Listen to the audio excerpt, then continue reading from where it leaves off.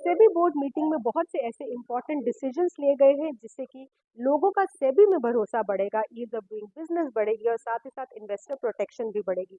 18 मार्च को हमने दर्शकों को जो सेबी की बोर्ड मीट का एजेंडा बताया था, ठीक उसी एजेंडे पर जो है बड़े बड़े फैसले लिए गए हैं, जैसे कि कॉन्फ्लिक्ट ऑफ इंटरेस्ट।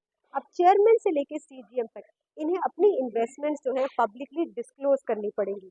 फंड लेने से पहले जो है अपनी इन्वेस्टमेंट्स को या तो सेल करना पड़ेगा या फ्रीज करना पड़ेगा या उसमें से एग्जिट लेना पड़ेगा। मान लीजिए अगर किसी ऑफिसर के पास कोई ऐसी इन्वेस्टमेंट है और सेबी उसी के आसपास अपना फैसला लेकर आ रहा है, तो उस ऑफिसर को जो है अपने आप को रिक्लूज करना पड़ेगा। हितों के टकराव की वजह से वो उस फैसले का हिस्सा नहीं बन सकता। डिस्क्लोजर के जो नियम है ये परिवार के सदस्यों पर भी लागू होंगे और सेबी में एक ऑफिस भी बनेगा जो ये देखेगा कि क्या इन नियमों का पालन हो रहा है या नहीं हो रहा।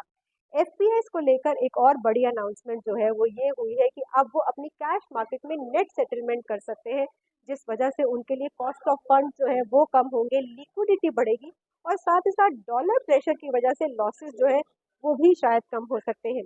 तीसरी बड़ी अनाउंसमेंट की बात करें तो वो है इंटरमीडियरीज का fit and proper test.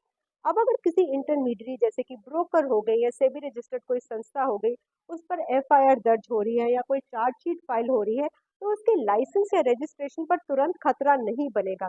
SEBI उसे अनफिट कहने से पहले उसे एक सुनवाई का मौका जरूर देगा और अगर ऐसी कोई लीगल कार्रवाई हो रही है किसी भी इंटरमीडियरी पर तो उसे 15 दिन का समय दिया जा रहा है ताकि वो सेबी को इन्फॉर्म करे।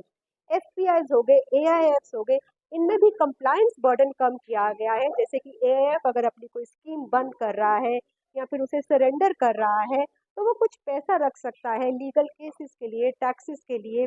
रीट्स और इनविट्स की अगर बात करें तो एसपीवी में वो अपनी इन्वेस्टमेंट्स जो है कंटिन्यू रख सकते हैं। वो लिक्विड म्यूचुअल फंड्स में जो है अपना पैसा लगा सकते हैं। यानी कि उनके लिए ईज ऑफ डूइंग बिजनेस बढ़ रहा है, कंप्लायंस बर्डन जो है वो कम किया जा रहा है। इसके अलावा सेबी जो है जल्द ही आपसे व्हाट्सएप पर संपर्क साध सकता है, ये बताने के लिए कि क्या नए कदम सेबी ले रहा है जिससे कि आप सुरक्षित तरीके से मार्केट में निवेश कर पाए।